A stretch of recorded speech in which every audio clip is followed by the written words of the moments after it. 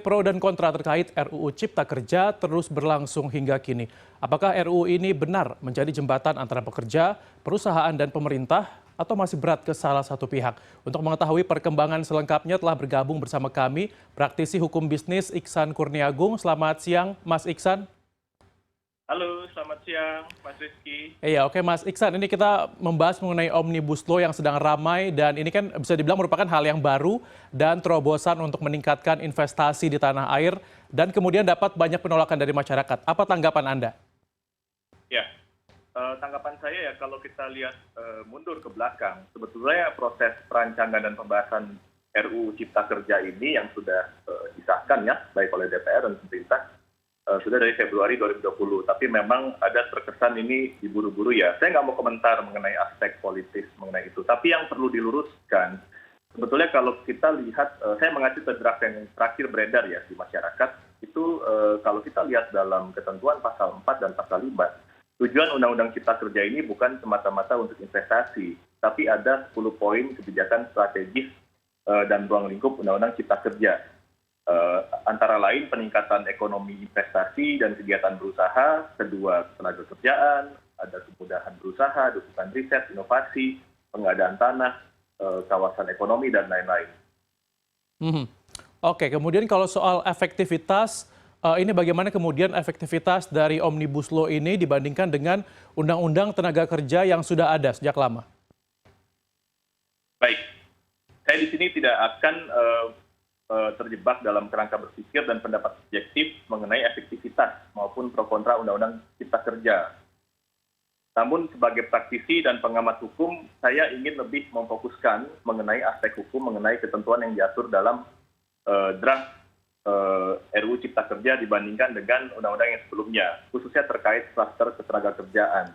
Di satu sisi, Presiden Jokowi dan menterinya memberikan banyak penjelasan bahwa urgensi adanya undang-undang ini memberikan fleksibilitas dan solusi terkait kondisi terkini, khususnya di mana banyak terjadi pengangguran, kemudian banyak pekerja yang terdampak dengan COVID dirumahkan, kemudian adanya angkatan kerja baru yang tidak terserap, dan lain-lain. Yang mana ini ada betulnya.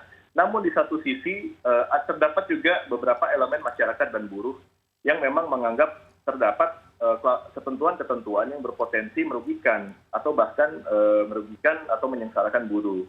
Yang mana sepertinya ini juga ada betulnya. Oke, baik. Kemudian juga ini kan katanya Omnibus Law ini dikatakan untuk melengkapi aturan lama yang sudah ada. Apakah mungkin nanti akan terjadi tumpang tindih atau overlapping? Baik, kalau kita lihat juga dalam ketentuan rancangan Undang-Undang Cipta Kerja yang terakhir, di ketentuan penutup di pasal 185, peraturan pemerintah dan peraturan presiden sebagai pelaksanaan Undang-Undang Cipta Kerja ini wajib ditetapkan paling lama 3 bulan. Kemudian di huruf C-nya, peraturan pelaksanaan dari undang-undang yang telah mengalami perubahan berdasarkan undang-undang dinyatakan tetap berlaku sepanjang tidak bertentangan dengan Undang-Undang Cipta Kerja ini dan wajib disesuaikan paling lama 3 bulan. Nah, mengenai overlapping, ini akan terjawab nanti setelah kita bisa menganalisa peraturan-peraturan pelaksananya, baik dari aspek kontennya atau isinya maupun kesesuaiannya dengan aturan-aturan lain terkait. Ini saya rasa baru akan bisa terjawab secara komprehensif 3 bulan lagi setelah pemerintah mengeluarkan peraturan pelaksanaannya. Tapi memang dalam banyak hal dalam Undang-Undang Cipta Kerja ini, yang tadinya peraturan pelaksana itu ditetapkan dengan keputusan Menteri Tenaga Kerja, yang untuk aspek ketenagakerjaannya ya, itu dirubah menjadi peraturan pemerintah, termasuk juga ketentuan pelaksanaan terkait penetapan upah, ketentuan tentang waktu kerja, ketentuan mengenai alih daya atau outsourcing, penggunaan tenaga kerja asing, dan juga mengenai TKWT. Oke, kemudian Mas Iksan, kalau misalnya kita melihat RUU ini kan terlihat menjadi semacam jalan tengah nih antara pemerintah, kemudian pengusaha dan juga karyawan atau buruh. Apakah memang sudah cukup menjadi jembatan yang baik dengan draft-draft yang sudah beredar saat ini? Baik, Mas Rizky. Mungkin kalau bisa saya jelaskan, kita sepertinya belum bisa menyimpulkan apakah Undang-Undang Kerja ini merupakan jembatan yang baik. Karena untuk mengetahui efektivitas satu aturan baru, tentunya harus dengan kajian yang komprehensif dan juga diuji pelaksanaan aturannya itu seperti apa. Termasuk nantinya kita bisa melihat ketentuan pelaksananya seperti PP atau peraturan pemerintah dan perpresnya. apakah selain memberikan kepastian hukum juga memberikan keadilan bagi para pelaku kepentingan. Nah, yang dikomplainkan dari sisi buruh dan masyarakat, dari sisi pemerintah, ini terkesan ada minim sosialisasi dan juga pembahasannya itu diburu-buru dan juga kurang peka terhadap kondisi pandemi yang dialami. Selain itu, ya disayangkan juga mungkin juga banyak pihak yang sepertinya tidak bertanggung jawab ya, yang memang memelintir fakta bahkan menyebarluaskan hoax atau informasi terkait substansi dari Undang-Undang Cipta Kerja, khususnya di klaster atau bagian ketenagakerjaan. Nah, saya melihatnya ini sebagai resiko yang wajar yang harus dihadapi oleh pemerintah sebagai akibat dari suatu proses legislasi yang cepat. Namun di satu sisi, yaitu pemerintah juga saya lihat butuh terobosan, termasuk dengan penerapan regulasi baru untuk memberikan kemudahan berusaha bagi pebisnis. Terobosan yang diberikan melalui pengaturan Undang-Undang Cipta Kerja ini untuk beberapa pihak juga menjadi harapan baru yang diberikan melalui di tengah kelusuan ya, maksudnya menjadi harapan baru di tengah kelusuan dan ancaman resesi sebagai akibat dari pandemi COVID-19, termasuk misalnya Undang-Undang Cipta Kerja ini memberikan kemudahan bagi pelaku usaha mikro dan kecil melalui revisi terhadap ketentuan Undang-Undang Nomor 40 Tahun 2007 tentang perseroan terbatas, di mana pelaku usaha atau perseroan yang memiliki kriteria untuk usaha mikro dan kecil itu diberikan kemudahan seperti tidak adanya lagi ketentuan minimum modal.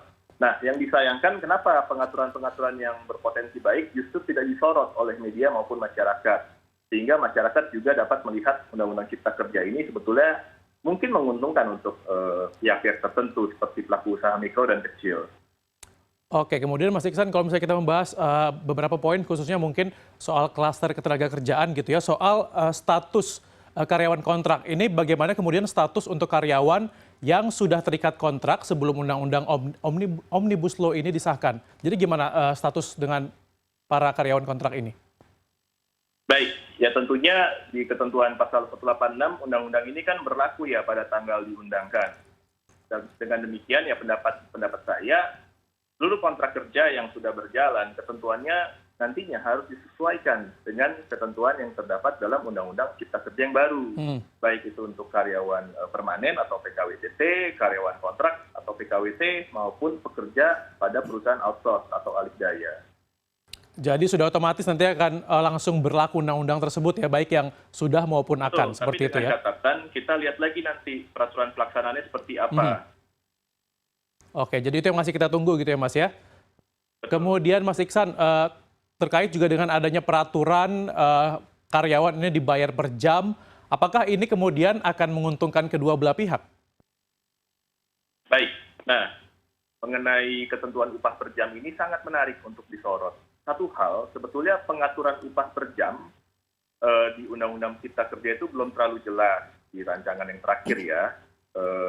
Dalam pemeriksaan saya, di antara ketentuan pasal 88 dan pasal 89 Undang-Undang Ketenagakerjaan yang lama, itu di Undang-Undang Cipta Kerja disisipkan ada 5 pasal baru, yang salah satunya adalah ketentuan pasal 88B yang berbunyi atau berisikan ayat satunya upah itu ditetapkan berdasarkan A, satuan waktu dan atau satuan hasil. Nah, namun kemudian dalam ayat 2 dari pasal 88B yang baru dalam Undang-Undang Cipta Kerja ditetapkan bahwa ketentuan lebih lanjut mengenai upah berdasarkan satuan waktu dan atau satuan hasil, bagaimana dimaksud pada ayat 1 diatur dalam peraturan pemerintah. Nah, ini peraturan pemerintahnya belum keluar. Makanya lebih lanjut sebetulnya isu upah per jam ini akan terkait juga dengan ketentuan pasal 77 Undang-Undang Ketenagakerjaan yang lama, di mana isinya sebagian dirubah. Yang tadinya setiap pengusaha itu waktu kerja yang diberikan kepada karyawan itu 40 jam per 1 minggu, itu ada ketentuan tambahan ya. Tadinya ketentuan mengenai waktu kerja ini diatur dengan keputusan menteri, namun dalam Undang-Undang Cipta Kerja ini dalam ayat 3 ini akan diatur ketentuan teknisnya dalam peraturan pemerintah. Oke. Baik, kemudian Mas Iksan, ini kalau kita lihat dengan keadaan saat ini yang masih banyak penolakan dari masyarakat, ada aksi demonstrasi juga, bagaimana kemudian seharusnya sikap pemerintah dan juga masyarakat yang tidak puas dengan undang-undang ini? Dan apakah mungkinkah undang-undang ini ditunda atau bahkan dibatalkan?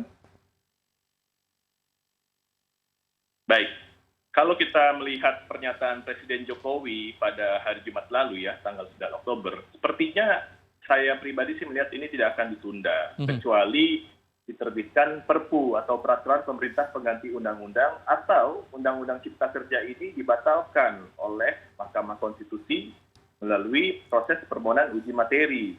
Untuk skenario pertama, penerbitan Perpu juga rasanya tidak akan terjadi ya, karena yang saya ketahui pemerintah atau istana juga telah memberikan statement tidak akan ada opsi penerbitan Perpu.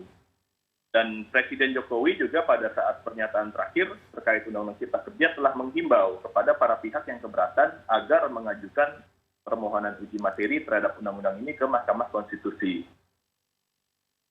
Oke, kemudian untuk pemerintah dan juga masyarakat sendiri dengan kondisi yang saat ini, apa yang sebaiknya dilakukan oleh pemerintah dan masyarakat?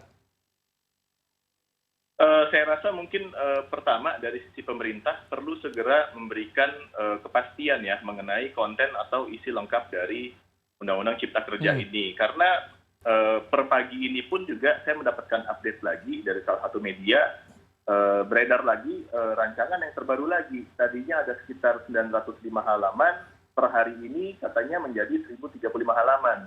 Ini tim saya juga baru mendapatkan draft tersebut hari ini dan kami masih mempelajarinya apa perbedaannya. Oke, iya baik Mas Iksan P. Kurniagung, terima kasih sekali sudah bergabung bersama dengan CNN Indonesia News Hour dan selamat beraktivitas kembali. Terima kasih Mas Rizky, salam sehat. Ya, salam sehat juga Mas.